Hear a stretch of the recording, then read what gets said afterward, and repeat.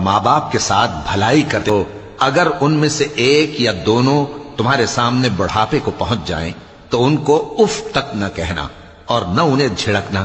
اور ان سے بات ادب کے ساتھ کرنا، اور عجز و نیاز سے ان کے آگے جھکے رہو اور ان کے حق میں دعا کرو کہ اے پروردگار، جیسا انہوں نے مجھے بچپن میں شفقت سے پرورش کیا ہے تو بھی ان کے حال پر رحمت فرما، جو کچھ تمہارے دلوں میں ہے تمہارا پروردگار اس سے بخوبی واقف ہے، اگر تم نیک ہوگے تو وہ رجوع لانے والوں کو بخش دینے والا ہے، اور رشتہ داروں اور محتاجوں اور مسافروں کو ان کا حق ادا کرو، اور فضول خرچی سے مال نہ اڑاؤ کہ فضول خرچی کرنے والے تو شیطان کے بھائی ہیں،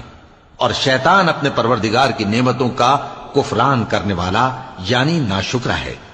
اور اگر تم اپنے پروردگار کی رحمت یعنی فراخ دستی کے انتظار میں جس کی تمہیں امید ہو ان مستحقین کی طرف توجہ نہ کر سکو تو ان سے نرمی سے بات کہہ دیا کرو،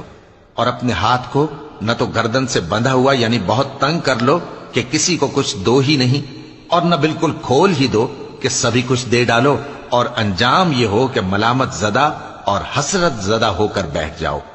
بے شک تمہارا پروردگار جس کی روزی چاہتا ہے فراخ کر دیتا ہے، اور جس کی روزی چاہتا ہے تنگ کر دیتا ہے، وہ اپنے بندوں سے خبردار ہے اور ان کو دیکھ رہا ہے۔ اور اپنی اولاد کو مفلسی کے خوف سے قتل نہ کرنا، کیونکہ ان کو اور تم کو ہم ہی رزق دیتے ہیں، کچھ شک نہیں کہ ان کا مار ڈالنا بڑا سخت گناہ ہے، اور زنا کے پاس بھی نہ جانا کہ وہ بے حیائی ہے اور بری راہ ہے،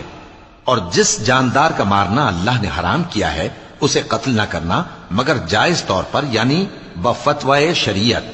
اور جو شخص ظلم سے قتل کیا جائے ہم نے اس کے وارث کو اختیار دیا ہے کہ ظالم قاتل سے بدلہ لے، تو اس کو چاہیے کہ قتل کے قصاص میں زیادتی نہ کرے کہ وہ منصور و فتح یاب ہے، اور یتیم کے مال کے پاس بھی نہ پھٹکنا مگر ایسے طریق سے کہ بہت بہتر ہو، یہاں تک کہ وہ جوانی کو پہنچ جائے،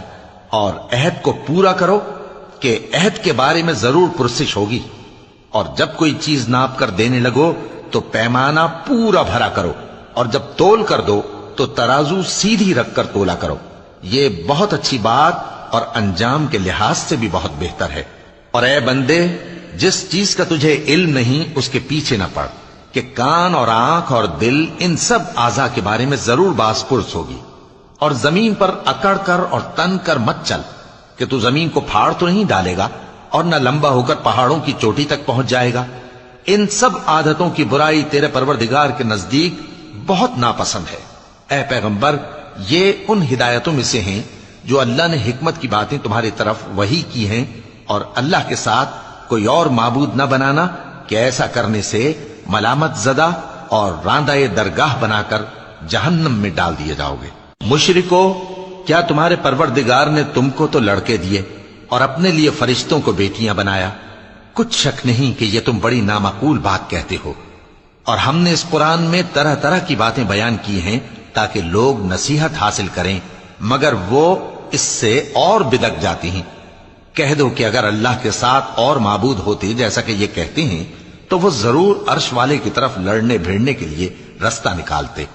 وہ پاک ہے، اور جو کچھ یہ بکواس کرتے ہیں اس سے اس کا رتبہ بہت عالی ہے۔ ساتوں آسمان اور زمین اور جو لوگ ان میں ہیں سب اسی کی تسبیح کرتے ہیں، اور مخلوقات میں سے کوئی چیز نہیں مگر اس کی تعریف کے ساتھ تسبیح کرتی ہے، لیکن تم ان کی تسبیح کو نہیں سمجھتے، بے شک وہ بردبار ہے، غفار ہے۔ اور اے نبی، جب تم قرآن پڑھا کرتے ہو تو ہم تم میں اور ان لوگوں میں جو آخرت پر ایمان نہیں رکھتے چھپا ہوا پردہ یعنی حجاب ڈال دیتے ہیں، اور ان کے دلوں پر بھی پردے ڈال دیتے ہیں کہ اسے سمجھ نہ سکیں، اور ان کے کانوں میں ثقل پیدا کر دیتے ہیں۔